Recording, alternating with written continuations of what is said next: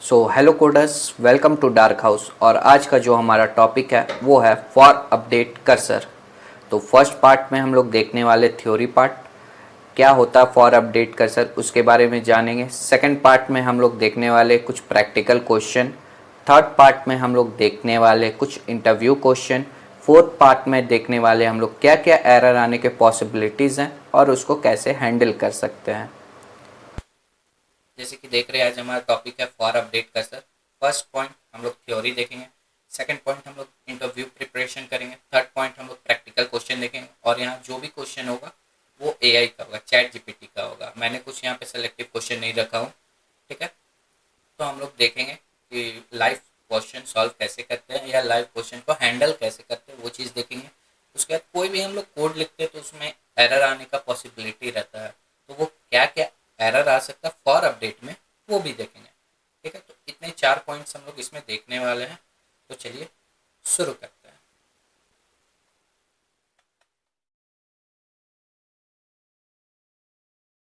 तो चलिए शुरू करते हैं। फॉर अपडेट कैसे, जैसे कि आप यहाँ पे देख रहे हो, फॉर अपडेट कैसे सबसे पहले मैं डेफिनेशन बता देता हूँ। उसके बाद इसके बारे में मैं सारा कुछ बताऊंगा। A for update cursor is a PL SQL cursor use to lock a row while updating और डिलीटिंग देम। ओके, तो फर्स्ट पॉइंट क्या बोल रहा है ये, कि फॉर अपडेट कर्सर जो है वो रो को लॉक करने का काम में आता है। ठीक है, so no other session can be change those row until your transaction is finish.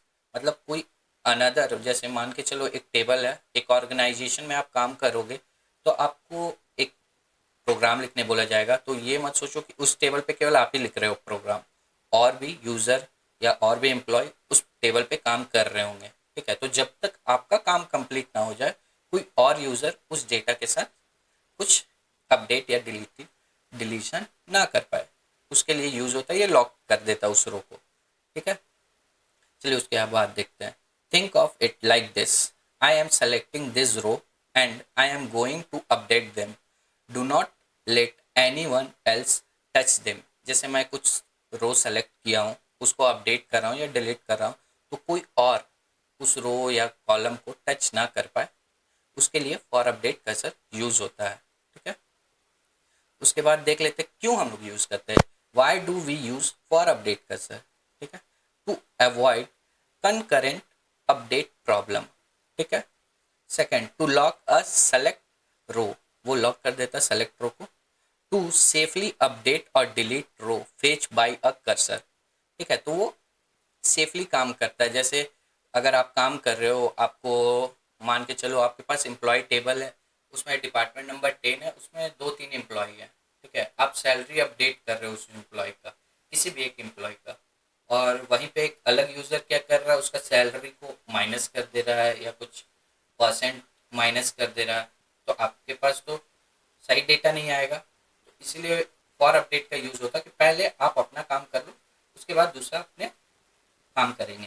ठीक है, और एक मैं बता दूं, जो कर्सर है वो रो बाय रो काम करता है। ओके, तो चलिए आगे पॉइंट देखते हैं क्या होता है। फॉर अपडेट कर्सर पता चल गया क्या होता है, ये रो को लॉक करने का काम में आता है। और दूसरी बात, ये हमेशा फॉरवर्ड जाता है। कर्सर जब भी काम करता है, हम जनरल कर्सर में भी बोले थे कि कर्सर कभी भी रो बाय रो काम करता है और हमेशा फॉरवर्ड डायरेक्शन में काम करता है। जैसे फर्स्ट रो को फेच करेगा, फिर सेकंड रो को फेच करेगा, फिर थर्ड रो को, वो डायरेक्टली फर्स्ट रो को, फिर थर्ड रो को, फिर सेकंड रो को ऐसे नहीं करता, वो सीक्वेंस वाइज डेटा को फेच करने का काम करता है। ठीक है, अब देखिए मैं इसमें इंटरव्यू में आपको कैसे बोलना वो भी बताऊंगा। ठीक है, जैसे देख रहे हैं डेफिनेशन दिया, या इंटरव्यू लेवल पे आप बोल सकते हो। For update cursor lock the row return by a select statement until the transaction is commit और रोल बैक।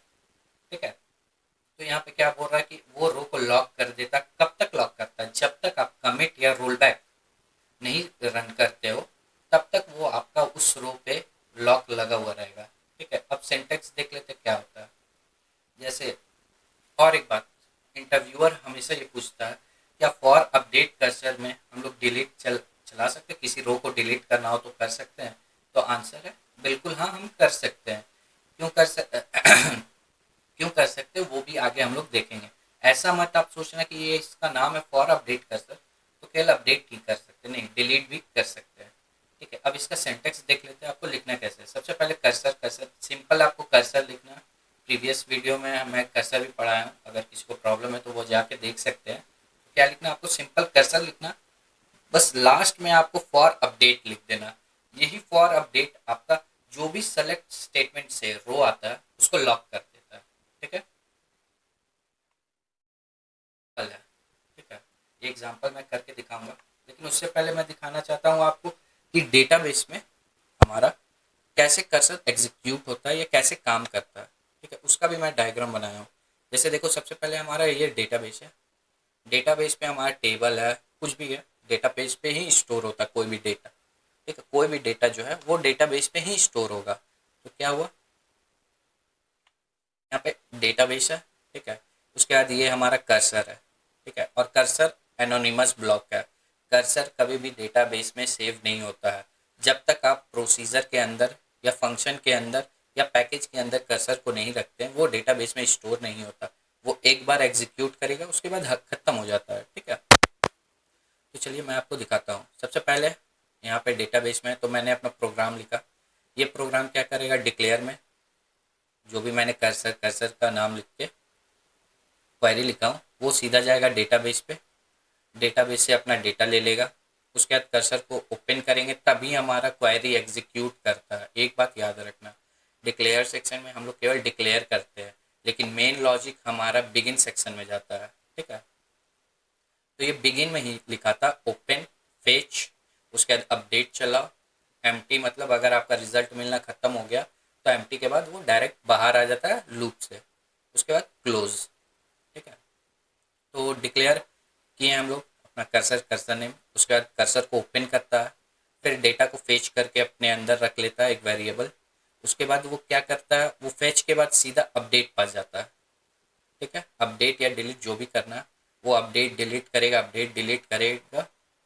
उसके बाद आपने अगर यहाँ पे ही कमिट चला दिया तो वो डायरेक्ट डेटाबेस में जाके स्टोर हो जाता। और एक बात, वो मैं बाद में बताऊंगा, कमिट अगर आप लूप के अंदर लिखते हो तो एरर भी आता है।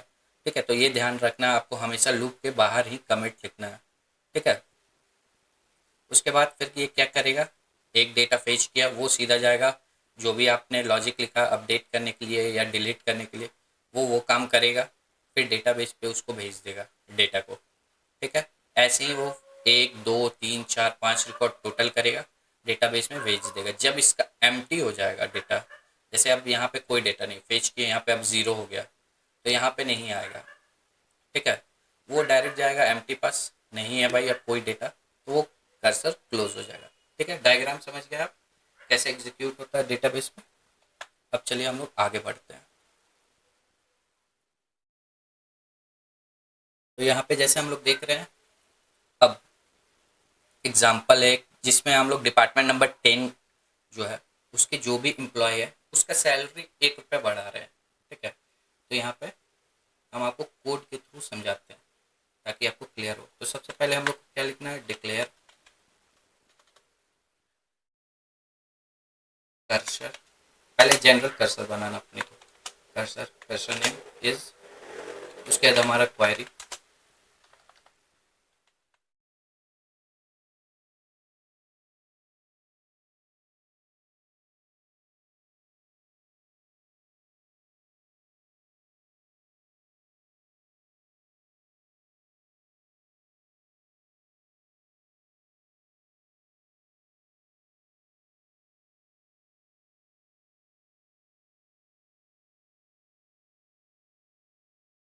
बिगिन में हम लोग क्या करेंगे, सबसे पहले ओपन करेंगे, जो सिंपल कर्सर में करते थे।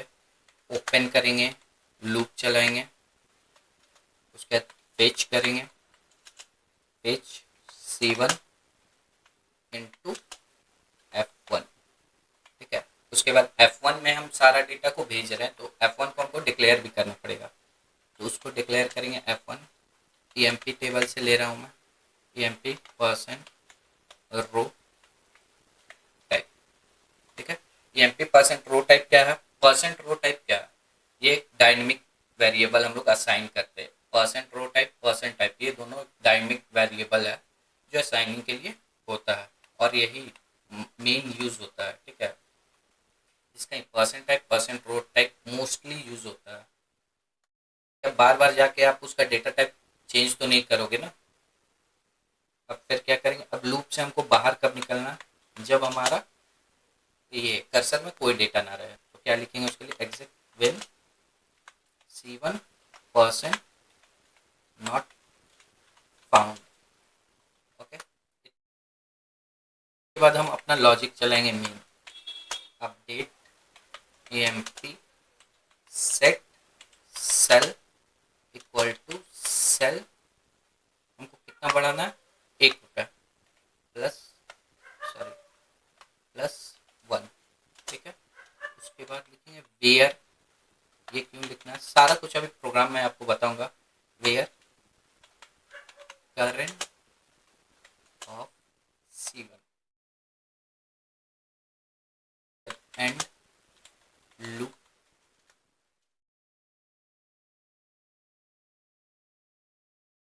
कर्सर, कर्सर को भी क्लोज करना पड़ेगा। उसके बाद क्या करेगा, हमारा जो भी डिपार्टमेंट नंबर 10 का एम्प्लॉय होगा उसका ₹1 बढ़ा देगा सैलरी में। ठीक है, तो चलिए इसको यूज कि नहीं सही से। और हम लोग इसमें SQL डेवलपर नहीं, SQL प्लस यूज कर रहे हैं, दोनों में सेम क्वेरी यूज होता है, तो आपको दिक्कत नहीं होगा। जो मैं यहाँ लिख रहा हूँ वही आप SQL डेवलपर पे भी लिख सकते हो, दोनों ऑरेकल का ही है। Select star from emp where equal to 10। ठीक है, अभी देखो यहाँ पे कितना है, 3216.5 1510। ठीक है, किसका, क्लर्क और मिलर आ रहा है। अब मैं जो प्रोग्राम बनाया हूँ अपडेट करना डिपार्टमेंट नंबर 10 का, ₹1। अब देखता हूँ मेरा आराम से रन हो गया कर्सर। अब मैं सेम क्वेरी चलाता हूँ, देखता हूँ सबको ₹1 बढ़ा है कि नहीं। ये देखिए 3216, 3217, 1511। ठीक है, सबका ₹1 बढ़ गया। तो अब मैं आपको प्रोग्राम समझा देता हूँ। ठीक है, इसमें क्या क्या लिखा हूँ मैं। सबसे पहले सिंपल कर्सर को डिक्लेयर करना है, जो नॉर्मल हम लोग कर्सर लिखते हैं। वैसे is select star from emp where department number is equal to 10 for update, ये आपको लिखना ही है। यही आपका रो को लॉक करता है। जो भी यहाँ से सेलेक्ट स्टेटमेंट से जो भी आपका आउटपुट आएगा इस क्वेरी से, ये जो मैं हाईलाइट कर रहा हूँ, ये क्वेरी से जो भी आउटपुट आएगा, जो भी रो आएगा उसको लॉक करेगा। और उसको लॉक कौन करता है, फॉर अपडेट, ये उसको लॉक करता है। ठीक है, उसके बाद फिर मैंने बिगिन किया, ओपन किया, लूप चलाया, जनरल अभी कर्सर चल रहा है, कोई दिक्कत नहीं इसमें। फेच किए C1 cursor name into F1, C1 का सारा डेटा किस में डालें, F1 में, F1 मैंने रख दिया। ठीक है, फिर से अब आपको यहाँ पे चलाना है। सबसे पहले आपको लूप लिख लेना, पेज लिख लेना, एग्जिट कंडीशन, कब ऐप का लूप से बाहर आना चाहिए। ठीक है, अगर आप एग्जिट ये कंडीशन नहीं लिखते हो तो ये आपका इनफाइनाइट टाइम चलते रहेगा। जैसे आप मान के चलो एक टेबल में 5 रोज है। ठीक है, फर्स्ट रो को ये फेच करेगा, फिर सेकंड रो को फेच करेगा, फिर थर्ड रो को फेच करेगा, फिर फोर्थ को, फिर फिफ्थ को, फिर ये क्या करेगा, फिर से फर्स्ट रो पे चला जाएगा, फिर से सेकंड, थर्ड, फोर्थ, तो ये इनफाइनाइट टाइम चलते रहेगा। लूप, लूप क्या होता है, एक ही काम को बार बार करना। तो उससे बचने के लिए ही हम लोग एग्जिट व्हेन का यूज करते हैं कि भाई तुम फर्स्ट फेच करो, सेकंड फेच करो, थर्ड फेच करो, फोर्थ फेच करो, फिफ्थ फेच करो, फिर से तुम फर्स्ट मत फेच करो, जब तुम्हारा लास्ट रिकॉर्ड हो तब तुम बाहर आ जाओ। ठीक है, लूप से बाहर आ जाओ। तो वही ये कर रहा है। फिर क्या हुआ, अपडेट कर रहे हैं। एग्जिट के बाद आप अपना अपडेट या डिलीट कमांड यहीं पे चला सकते हो। ठीक है, यहाँ पे आराम से चलाओ। ठीक है, फिर update emp set sal equal to sal +1 where current of C1। अब देखो और अपडेट कर्सर में ये दो चीज ही मेन होता है, वेयर करंट ऑफ C1 और for update. Where current of C1 क्या करता है ना, जैसे फर्स्ट रिकॉर्ड फेच हुआ, उस पर अपडेट या डिलीट कर रहे कुछ भी, तो वो उसी रिकॉर्ड पे रहेगा। बाकी जो 4 और रिकॉर्ड है तुम्हारे पास, 4 रो है, उसको वो इफेक्ट नहीं करेगा। जो फेच किया डेटा उसी पे काम करो। इसका मतलब ये होता है, और ये इंडिपेंडेंटली काम करता है प्राइमरी की से। ठीक है, इसको प्राइमरी की से इसको कोई मतलब नहीं है।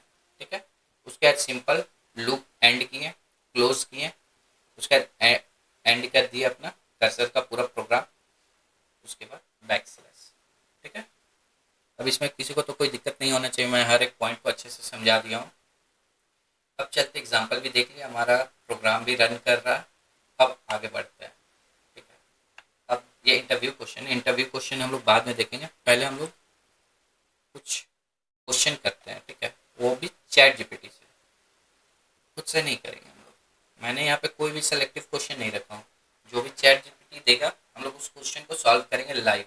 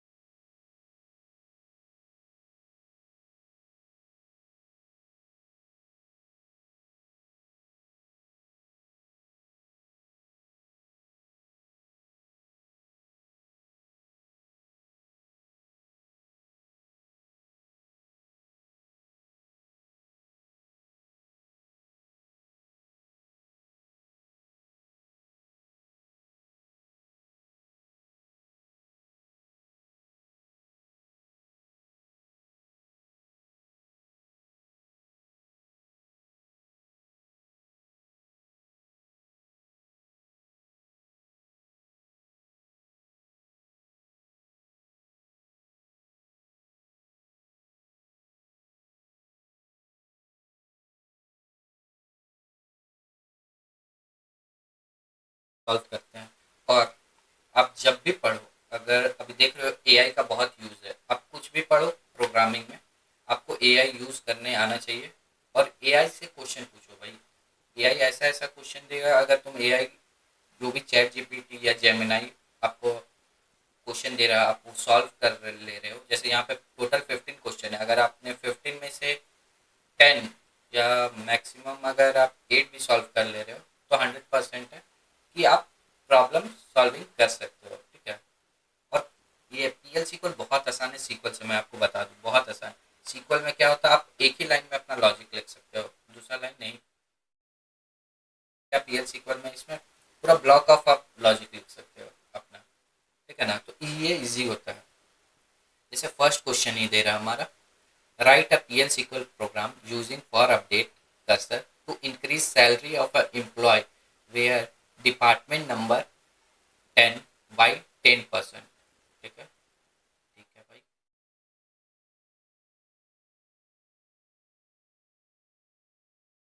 यहाँ पे मैं क्वेश्चन रख ले रहा हूँ ताकि बार बार वहाँ जाना ना पड़े। ठीक है,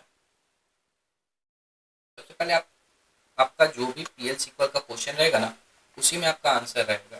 ठीक है, आपको सब चीज़ मिलेगा उसमें, तो आपको उतना टेंशन लेने का ज़रूरत नहीं है कि पीएल सीक्वल बहुत हार्ड होता है, ये होता है, कुछ नहीं होता भाई। कोई भी प्रोग्रामिंग लैंग्वेज कोई रॉकेट साइंस नहीं लगता। सबसे पहले हम लोग क्या करेंगे, डिक्लेयर करेंगे। इसमें बोल रहा है डिपार्टमेंट नंबर 10 का हमको 10% सैलरी अपडेट करना है। ठीक है, सेम प्रीवियस जैसा क्वेश्चन है, आप लोग खुद से बना के प्रैक्टिस करो एक बार। Cursor C1 is select from EMP where department number equal to 10। ठीक है, वेयर सॉरी हो गया, फॉर अपडेट, फॉर अपडेट आपको लिखना मैंडेटरी है। ठीक है, उसके बाद हम लोग बिगिन, उसके बाद ओपन करेंगे, ओपन C1 क्यों लिखते हैं, जब तक हम लोग ये नहीं लिखेंगे, अगर ओपन C1 आप छोड़ देते हो तो इनवैलिड कर्सर होता है। और जब आप ओपन C1 लिखते हो तभी आपका ये जो क्वेरी है वो डेटाबेस पे एग्जीक्यूट करता है। ठीक है, और बिगिन सेक्शन में हम लोग हमेशा लॉजिक लिखते हैं, और जो अभी हम लोग कर्सर बना रहे ये एनोनिमस ब्लॉक है।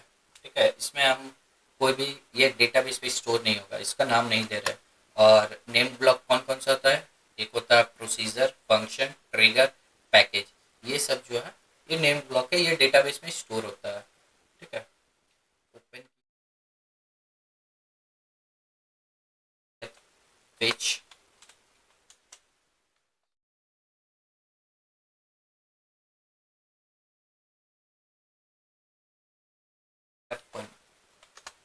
ठीक है, उसके बाद क्या लिखना है, exit when percent not found. Okay, अब हमारा मेन लॉजिक चलेगा, हमको सैलरी कितना अपडेट करना है, 10%, इसका डिपार्टमेंट नंबर 10 का। सेट AMP सेल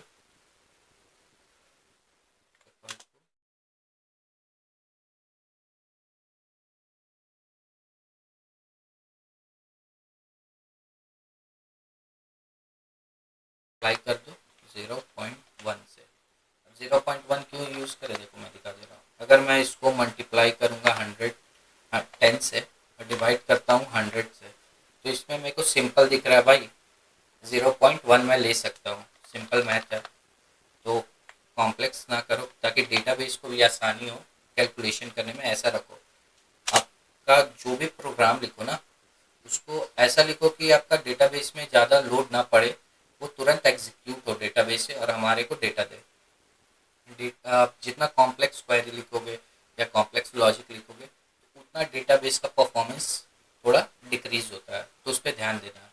जो भी प्रोग्राम लिखो, उसको ऑप्टिमाइज करने का कोशिश करो जितना हो सके। ठीक है, update where current of C1। Current of C1 क्यों लिखा, क्योंकि वही रो पे काम करो जो अभी फेच किया। अभी जो फेच हुआ वही रो पे काम करो, दूसरे रो पे उसका इफेक्ट नहीं पड़ना चाहिए जो भी अपडेट हो। एंड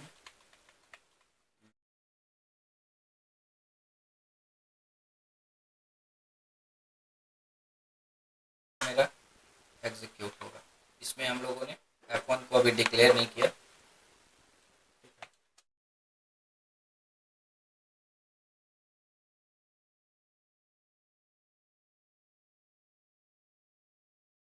प्रोग्राम को रन करते देखते काम कर रहा है कि नहीं कर रहा है।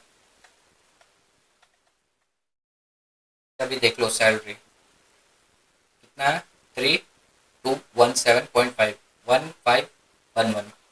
ठीक है, अब जैसे ही ये प्रोग्राम रन किया, अच्छा पर स्टेटमेंट ही थोड़ा रॉन्ग दिया। अपडेट EMP सेट छूट गया, सेट सैलरी।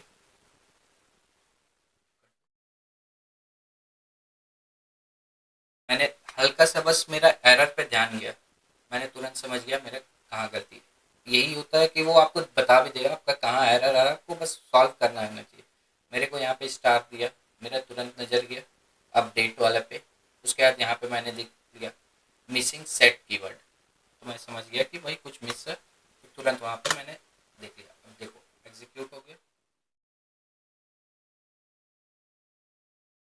क्या डेटा डिपार्टमेंट नंबर 10 का चेंज हुआ है कि नहीं, और कंपेयर भी करना है। ठीक है, हाँ देखो 10% इंक्रीज हो गया।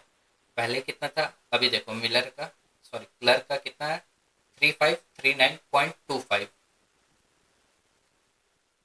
ठीक है, अभी कितना, 3217.5। सिंपल है भाई, अपडेट हो गया 10%।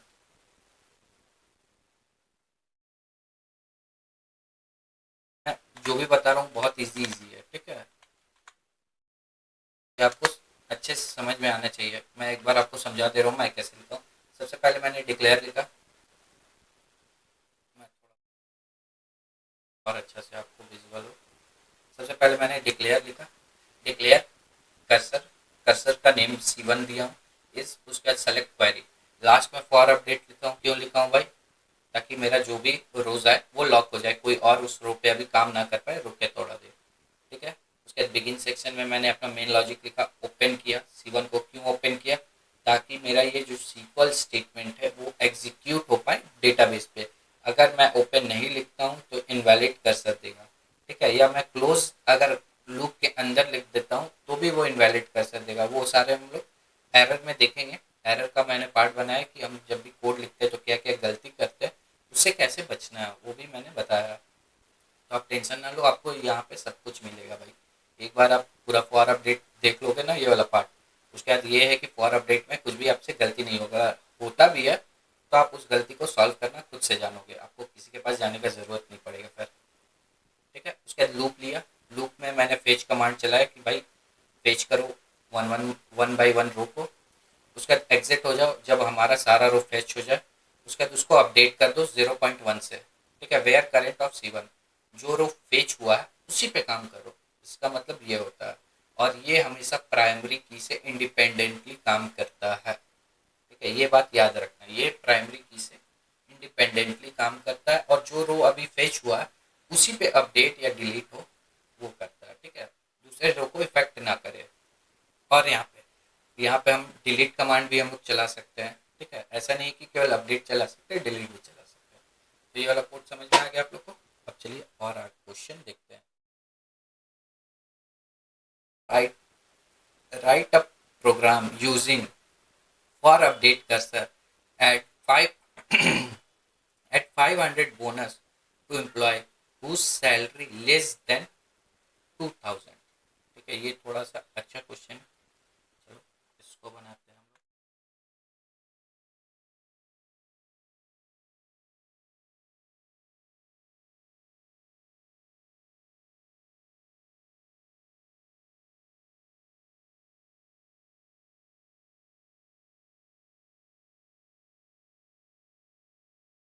कर्सर बनाओ जिसमें तुम ऐड करो 500 जिसका भी सैलरी 2000 से कम हो। तो सबसे पहले हम लोग देख लेते हैं भाई कौन कौन है वैसे में जिनका सैलरी कम है।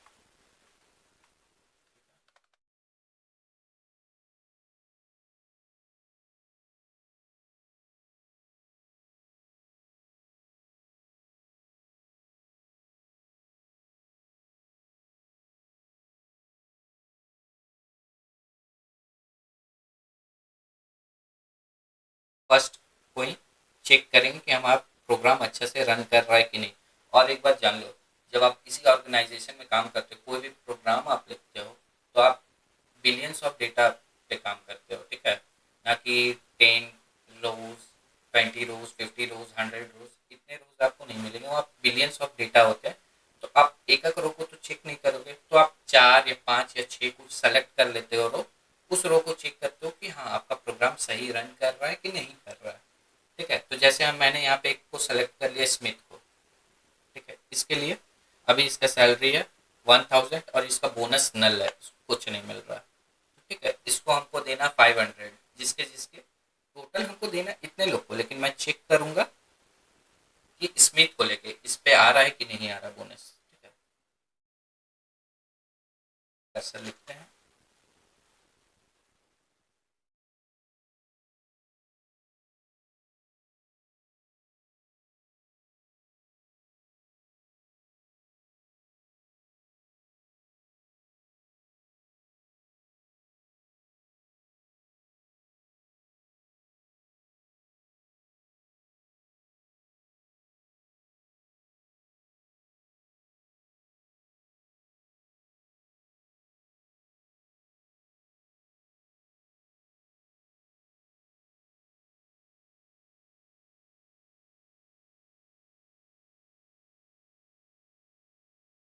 पहले ओपन करेंगे इसको C1 को। ठीक है, उसके बाद क्या चलेगा, लूप।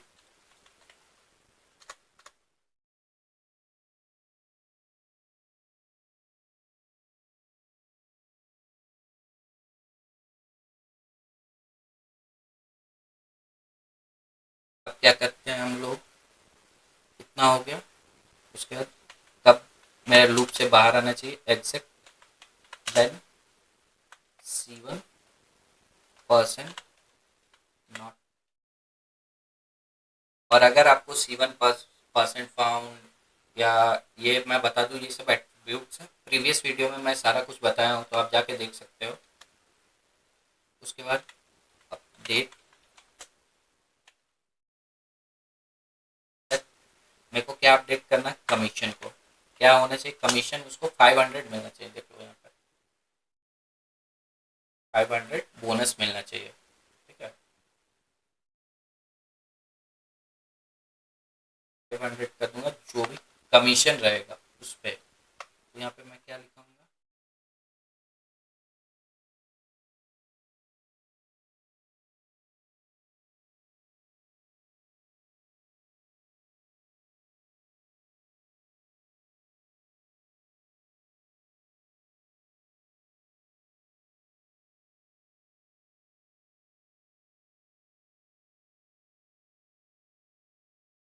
क्यों लिखा हूँ बता दूँ। एनवीएल जो होता है ये सब सीक्वल का पार्ट है। एनवीएल आपका नल वैल्यू के साथ नल वैल्यू को हैंडल करने के लिए यूज होता है। ठीक है, क्या कह रहे हैं। और अगर आपको सीक्वल का भी वीडियो चाहिए होगा तो आप कमेंट करो, मैं ज़रूर डालूंगा। बाद अपडेट हो गया, फैच हो गया, उसके बाद मैं क्या करता हूँ, लूप से बाहर आ जाता हूँ एंड यहाँ पे भी मैंने F1 को डिक्लेयर करना भूल गया। जब जब आप कोई भी वेरिएबल बनाओ उसी टाइम डिक्लेयर करो, वरना मेरे जैसे ही भूल जाओगे।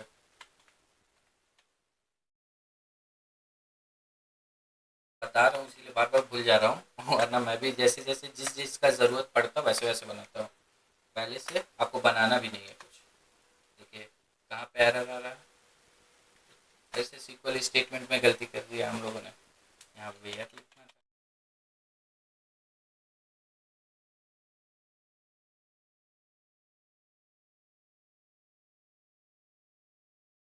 क्या हमारा रन हो गया।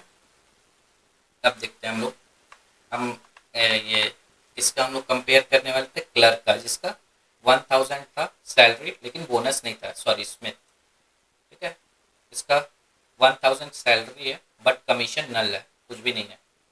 इसका तो ज़ीरो है। ठीक है, इसको लेकिन कुछ नहीं मिल रहा। ज़ीरो भी एक वैल्यू होता है, मैं बता दूँ, सीक्वल में आप लोगों ने पढ़ा होगा।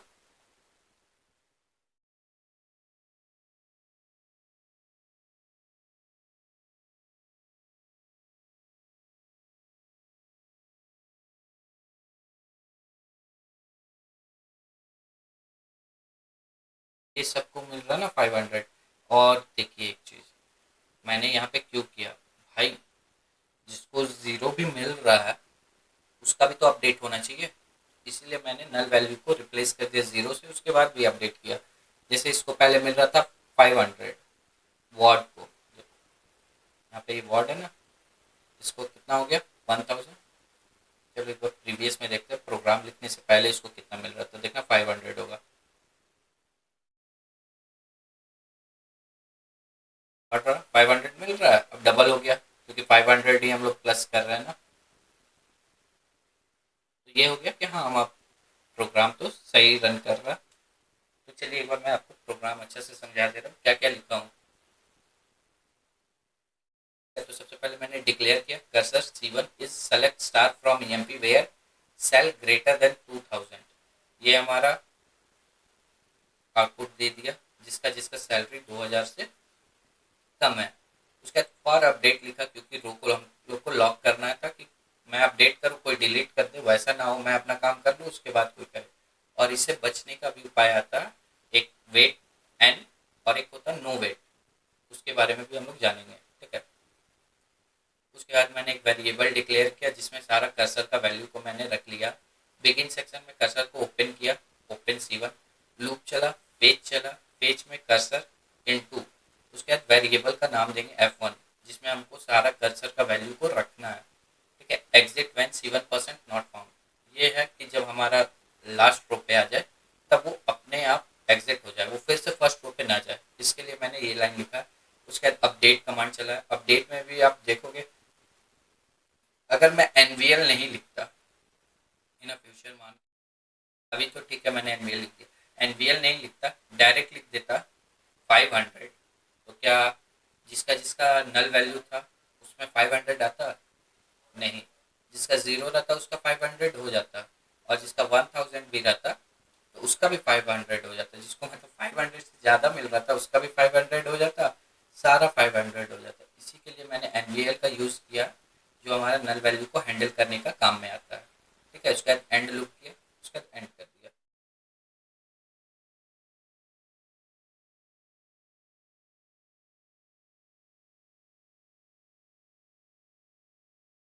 Data save now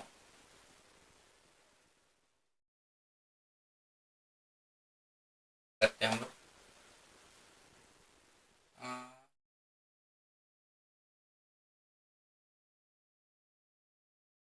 right a program using for update cursor increase the salary of employee whose job is clerk by 300। ये अच्छा क्वेश्चन। ऐसा एम्प्लॉय जिसका जॉब जो जॉब हो वो क्लर्क हो, ठीक है, वो क्लर्क के पोस्ट पे काम करता हो, उसका सैलरी इंक्रीज कर दो 300 से। बनाते हैं इस क्वेश्चन को, वहां रख लेते हैं। और पीएल सीक्वल पढ़ने के लिए आपको सीक्वल बहुत अच्छा होना चाहिए, ठीक है। जान लो, अगर आप सीक्वल छोड़ दे रहे हो, पीएल सीक्वल कर रहे हो अच्छे से तो नहीं होगा। आपको सीक्वल के साथ, पीएल सीक्वल के साथ सीक्वल भी आना चाहिए अच्छे से। मोस्टली सीक्वल का ही यूज होता है, आप देख रहे होगा सारा सीक्वल का ही यूज कर रहे हैं। थोड़ा सा अपना लॉजिक लिखने के लिए मैं पीएल सीक्वल पे आ रहा हूँ, ठीक है।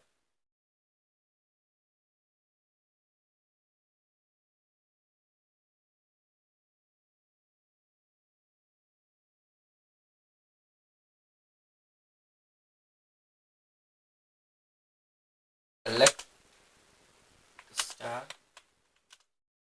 एम्प्टी वेयर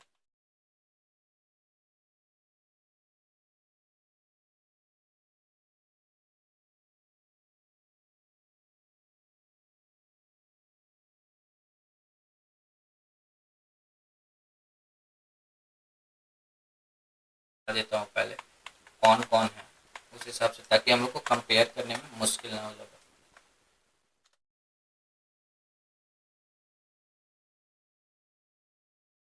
काम कर रहे हैं जो डिपार्टमेंट नंबर 20 के हैं, एडम काम कर रहे हैं जो डिपार्टमेंट नंबर 20 के ही हैं, जेम्स भी है वो डिपार्टमेंट नंबर 30 के हैं, मिलर है जो डिपार्टमेंट नंबर 10 के हैं। मतलब हर एक डिपार्टमेंट के एक या दो क्लर्क हैं, ठीक है। कि ये चारों का मेरे को सैलरी क्या करना, अपडेट करना 3000, जैसे 1000 है यहाँ पे मेरा आ जाना चाहिए 1300। लॉग भी तो करना होगा ना, तो इसके लिए मैं क्या यूज करूँगा, फॉर अपडेट का। ये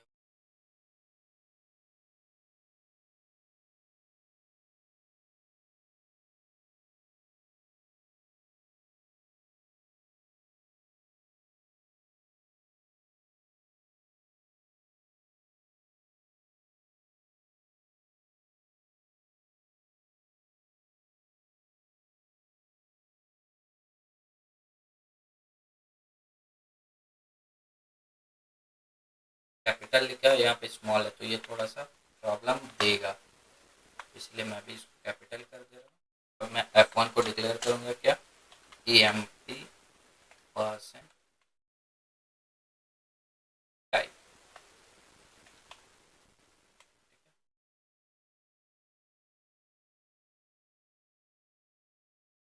then C1 percent not found, ठीक है। पर क्या करो, अपडेट कर दो, अपडेट टेबल को सेट करो, सैलरी क्या कर दो,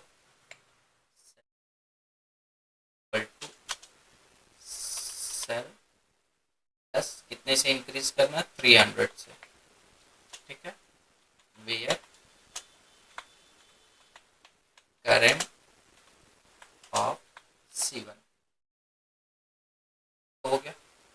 अब क्या करते हैं हम लोग, एंड लूप एक्सलेस। चलिए देखते हैं हमारा।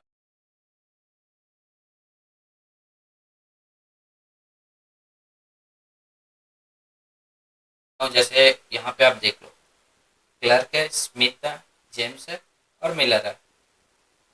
स्मिथ का 1000 है, एडम का 1300 है, और आपका मैं दो ही लेता हूँ, एडम और स्मिथ का। ये एक जन का हो जाना चाहिए 1300, एक जन का हो जाना चाहिए 1600।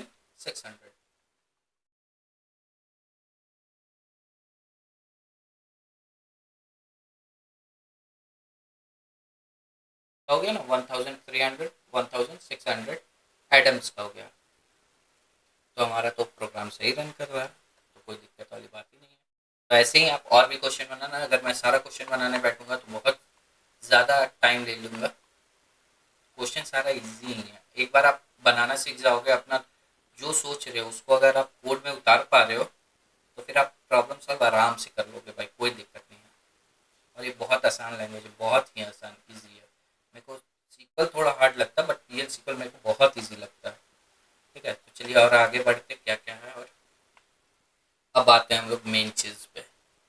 इंटरव्यूअर आपसे क्या पूछेगा? हाँ, क्वेश्चन पूछेगा भाई। अगर आपसे मैं जो क्वेश्चन बताया हूँ यही आपसे इंटरव्यूअर नहीं पूछेगा। ठीक है, बट हाँ, ये पूछेगा ही पूछेगा ये भी नहीं बोल सकता हूँ, बट हाँ, मेन मेन जो क्वेश्चन होता है, इंपॉर्टेंट क्वेश्चन, वो ये है।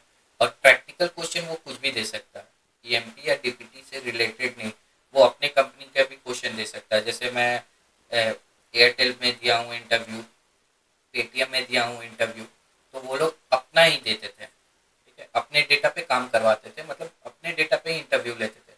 बिलियंस बिलियंस डेटा पे इंटरव्यू लेते थे, उनका अलग सेटअप रहता था, मतलब अलग डेटाबेस रहता था। उस पर वो लोग हम मेरे से सीक्वल लिखवाते थे, सीक्वल डेवलपर का यूज़ करते थे दोनों को, एयरटेल और पेटीएम भी। तो वो लोग लेते हैं, तो ये मत सोचना कि आपसे जो इंटरव्यू लेगा वो ईएमपी या डीपीटी। आप क्वेश्चन रट लिए कि भाई हाँ सॉरी, आपने क्वेश्चन रट लिया कि भाई हाँ ईएमपी से क्या देगा, सैलरी अपडेट करने देगा, ज़्यादा से ज़्यादा कमीशन अपडेट करने देगा, या कुछ भी। तो ऐसा मत सोचना। आप क्वेश्चन बनाना कि आप क्या सोचे, क्वेश्चन पढ़ो, उसके बाद आपके जो भी दिमाग में आ रहा है ना उसको कोड में लिखो और वो कोड एग्जीक्यूट करो। स्टार्टिंग में एरर आएगा, कोई दिक्कत नहीं, बट हाँ हो जाएगा। तो वो चीज़ है, जो भी आप सोच रहे हो उसको अगर आप कोड में लिख पा रहे हो तो आप प्रॉब्लम सॉल्व आराम से कर लोगे। कोई भी आप पे हार्ड से हार्ड प्रॉब्लम आएगा, आप आराम से इजीली सॉल्व कर लोगे। ठीक है ना? तो चलिए अब इंटरव्यू में देखते हैं इंटरव्यू में क्या क्या क्वेश्चन हमसे थियोरेटिकली पूछेगा। प्रैक्टिकली का तो मैं बता दिया कि आपको प्रैक्टिस करना है बस, और कुछ नहीं। कि एएमपी डीपीटी का जो भी क्वेरी उसको रटना नहीं है, हाँ सिंटेक्स रटना है। सिंटेक्स रटना भी नहीं है, मतलब समझ लो, याद कर लो, सिंटेक्स केवल, लॉजिक नहीं। कोई भी लॉजिक, सेम लॉजिक से एक क्वेश्चन नहीं बनता। मैं अगर सैलरी अपडेट करना चाहता तो और भी फॉर अपडेट कर्सर का यूज़ कर सकते था। इसी में फॉर अपडेट कर्सर में मैं फॉर कर्सर का यूज़ कर सकता था, जो मैंने डिक्लेयर किया ना, यहाँ पे आप देख रहे होगे मैंने डिक्लेयर किया F1 EMP परसेंट रो टाइप, ये मैं लिखता ही नहीं। ठीक है, यहाँ पे डायरेक्ट मैं फॉर कर्सर लिखता, फॉर कर्सर, और ये बना देता। ठीक है, तो फॉर कर्सर मैं नहीं बताया, आगे बताऊंगा, तो वहाँ पे मैं दिखाऊंगा कैसे आप अपडेट कर सकते हो डायरेक्टली। डिक्लेयर डिक्लेयर करने का जरूरत नहीं पड़ेगा। तो चलिए अब देखते हैं इंटरव्यू में क्या क्वेश्चन देता है। What is for update cursor, सबसे पहले पूछेगा ही। तो क्या बोलना है आपको? A for update cursor is use to lock row select by a cursor so they can be safely update और डिलीट। फॉर अपडेट कर्सर क्या करता है? इंटरव्यू में आप आराम से अब बोलोगे फॉर अपडेट कर्सर, डायरेक्ट बोलोगे कि भाई वो रो को लॉक करने का काम में करता है। और वो पूछेगा कौन से रो को, तो आपको बोलना जो भी मैंने सेलेक्ट स्टेटमेंट में क्वेरी लिखा हूँ उससे जो भी आउटपुट आएगा रो, वो उसको लॉक करेगा, इंटायर टेबल को लॉक नहीं करेगा। दो तरह के लॉकिंग होते हैं, रो लेवल लॉकिंग और आपके टेबल लेवल लॉकिंग। और ये जो कर्सर है ये हमेशा रो लेवल लॉकिंग पे काम करता है। ठीक है, टेबल लेवल लॉकिंग और रो लेवल लॉकिंग मैं आगे बताऊंगा। तो अभी इतना जान लो कि हाँ कर्सर जो है रो लेवल लॉकिंग पे काम करता है, फॉर अपडेट कर्सर। ठीक है, जिससे हमको सेफली अपडेट कर पाते हैं, डिलीट कर पाते हैं, कोई और उस टाइम उस डेटा को नहीं मैनिपुलेट कर पाता है। ठीक है, अब सेकंड क्वेश्चन क्या पूछेगा वो, why do we use for update cursor, क्यों हम लोग यूज करते हैं? The prevent other session from modifying the same row while the current transaction is updating then। ठीक है, तो मान के चलो कोई एक यूजर है, सेम जो मैंने बताया ना लॉक कर देता है, कोई एक यूजर है, दो यूजर एक ही टेबल पे काम कर रहे हैं, तो भाई जब तक मैं अपना काम नहीं कर लूंगा उसको तो ऐसे नहीं ना बोल सकता भाई तुम रुको। तो उसके लिए मैं क्या करूंगा, फॉर अपडेट का सर चला दूंगा, तो मेरा काम कंप्लीट होगा, तब फिर वो अपना एग्जीक्यूट करेगा, या फिर वो उस टेबल पे काम कर रहा है वो अपना फॉर अपडेट का सर चलाया, तो फिर मेरे को रुकना पड़ेगा। अगर वो लॉक कर दिया और मैं फिर प्रोग्राम चलाऊंगा तो मेरे को एरर दे देगा। ठीक है,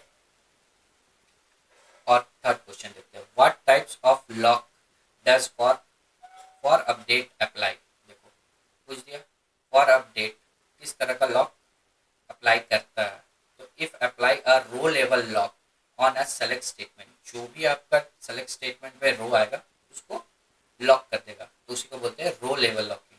ठीक है, अब देखो what is a use of where current of. Where current of का क्या यूज है, तो मैंने बता दिया हूँ आपको, लेकिन फिर भी एक बार बता देता हूँ। Where current of is use to update और delete the current row fetch by a cursor. क्या बोल रहा है यहाँ पे, करेंट रो, यहाँ देखिए current row fetch by a cursor, उसी रो को अभी अपडेट करो या डिलीट करो जो अभी अभी फेच हुआ तुरंत। ठीक है, तो वो कहाँ लिखते हैं भाई, जो भी अपडेट कमांड चलाएंगे उसके लास्ट में, लास्ट क्लॉज होगा। ठीक है, और एक बात, अब देखिए ये मेन है, नो वेट और एक होता है वेट एन। ठीक है, नो वेट क्या काम करता है ये भी बता दे रहा हूँ। नो वेट क्या करता है ना, जैसे वो अलग यूजर है, मैं अलग हूँ, दो एम्प्लॉय हूँ, वो काम कर रहा है अपना, अपडेट कर रहा है सैलरी को 10%, मैं भी अपडेट कर रहा हूँ सैलरी को 20%। ठीक है, तो वो क्या किया कि वो तो भाई चला दिया अपना, तो वो लॉक हो गया, तो मैं अब क्या करूँगा, नो वेट, मैं क्या करूँगा, अगर वो लॉक है, अगर मैं नो वेट लिख के चलाता हूँ तो मेरे को तुरंत एरर दे देगा। ठीक है, और वेट एन क्या करता है, अगर मैं वेट लिखूंगा और एन लिख दूंगा, उसमें एन जो होता है सेकंड में होता है, तो वो क्या करता है वहाँ पे सेकंड में डाला जाता है टाइमिंग, 10 सेकेंड, 5 सेकेंड, 2 सेकेंड, जितना सेकंड आपको डालना है वो उतना देर वेट करेगा, फिर से वो जाके अपडेट करेगा। ठीक है, जब रिलीज हो जाता है तब। तो जैसे मैं दिखा रहा हूँ बता रहा हूँ, नो वेट क्या होता है, no wait return an error immediately if the row is already locked by another transaction instead of waiting। ठीक है, ये क्या पूरा तुरंत एरर दे देता, नो वेट यूज करोगे कि भाई कोई वेट ना करो, डायरेक्ट मेरा प्रोग्राम रन कर दो, तो वो क्या देखेगा कि भाई वो तो रो पहले से लॉक है, फिर वो कैसे लॉक करेगा, तो वो क्या करता है तुरंत एरर दे देता कि अभी वो रो लॉक है। ठीक है, और ये देखो कहाँ लिखते हैं हम लोग, फॉर अपडेट के एकदम एंड में, नो वेट, और एक होता वेट है वो भी मैं बताया।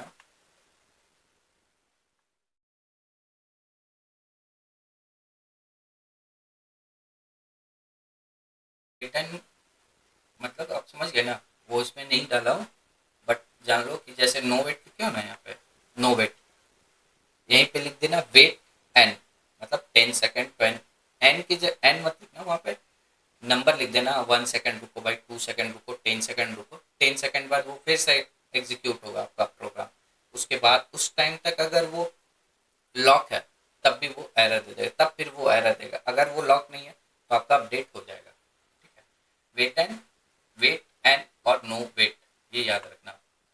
अब चलिए हम लोग देखते हैं मेन चीज, एरर क्या क्या दे सकता है। ठीक है, first first fetch out of a sequence, जब सीक्वेंस में हमारा डेटा फेच नहीं हो रहा तो एरर कोड क्या रहेगा, और 1002, और मैं बता दूं ये सबको आपको याद करने का जरूरत नहीं है। ठीक है, बस आपको समझना है, इसलिए मैं एरर जो भी पार्ट है वो मैं पूरा एकदम व्हाट्सएप लैंग्वेज में लिखा हूँ, ताकि आप लोग एक बार देखो तो आप लोग को समझ में आ जाए। ठीक है, मैं इंग्लिश का यूज नहीं किया, बहुत सारे लड़के लोग को इसी में प्रॉब्लम होता है, एरर आता है फिर वो गूगल में जाते हैं, क्रोम में सर्च करते हैं, तो तब भी उनको जो एरर आ रहा है वो बहुत मुश्किल से मिलता है, या फिर गिटहब पे जाना पड़ता है तब आपका एरर सॉल्व होता है। तो ये सब देख लो वीडियो, उसके बाद आपको एरर आएगा तो आप खुद टैकल कर लोगे, कोई ज़्यादा एरर नहीं आता, और जितना एरर आता मैंने यहाँ पे लिख दिया, मेंशन कर दिया। मोस्टली जो जो एरर आता है वो मैंने यहाँ पे मेंशन कर दिया। 1102 ये बहुत कॉमन है, ठीक है, ये सबसे कॉमन एरर है। क्यों होता है? अगर आप कर्सर के लूप के अंदर कमिट लिख देते हैं, हाँ, लूप के सॉरी, आपको लूप के अंदर कभी भी कमिट लिखने का नहीं है, ठीक है। अगर आप कमिट लिखते हो तो क्या होगा, देखो, तो डेटाबेस लॉक रिलीज कर देता है।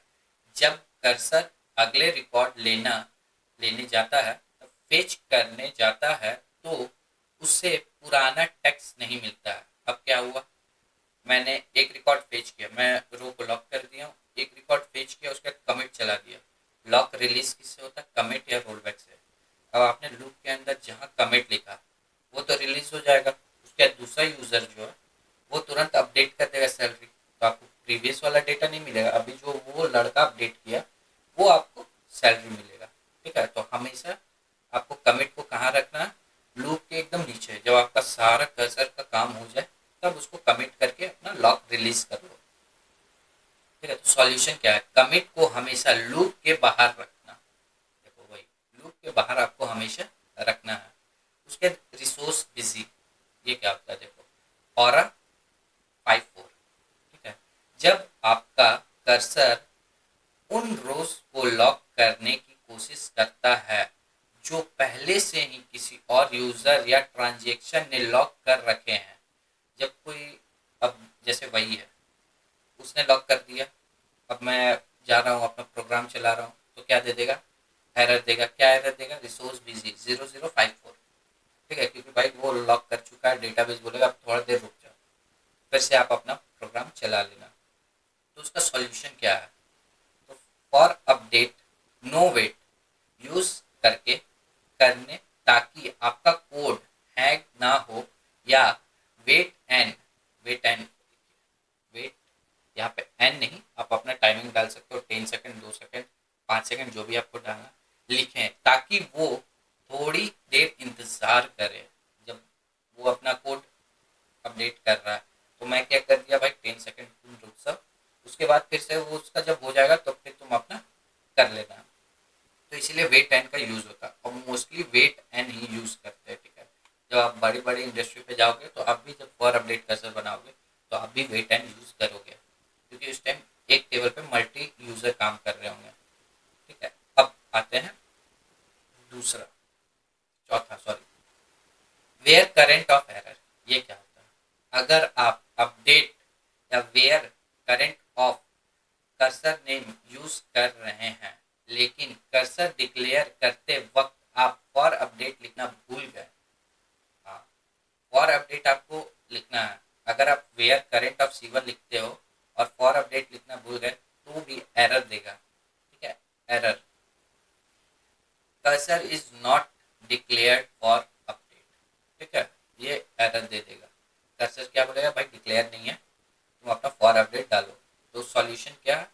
कर्सर डेफिनेशन में फॉर अपडेट क्लॉज जरूर डालें, ठीक है।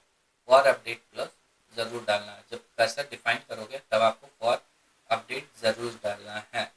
अब देखो, ज्वाइन में कंफ्यूजन होता है, डेटाबेस किसको लॉक करे किसको नहीं करे वो समझ नहीं पाता है, तो वो मैं क्या लिखा हूँ, देखो, अगर आपने 3 टेबल ज्वाइन किया है और सिर्फ फॉर अपडेट लिखे हैं, तो अब आप 3 टेबल को ज्वाइन कर रहे हो, आपने फॉर अपडेट लिख दिया बस, तो डेटाबेस तीनों टेबल को लॉक करने की कोशिश करता है। वो क्या करता है ना, तीनों टेबल को लॉक कर देगा, करने का कोशिश करेगा, कर नहीं पाता, लॉक कर देगा। वो डेटाबेस कंफ्यूज हो जाता है किसको लॉक करे, ठीक है। तो प्रॉब्लम क्या आता है, अगर आपके पास एक टेबल पर सेलेक्ट परमिशन है पर अपडेट नहीं, तो एरर आएगा, ठीक है। वो क्या करे, एरर दे देगा, वो कंफ्यूज हो जाएगा, भाई किसको लॉक करे। तो उससे बचने के लिए हम लोग क्या करते हैं, सॉल्यूशन, फॉर अपडेट जब भी आप लिखोगे तो उसके बाद ऑफ डाल देना। ऑफ के बाद क्या डालना, टेबल डॉट कॉलम नेम, जिस कॉलम को आपको लॉक करना है वो कॉलम नेम डाल देना। इज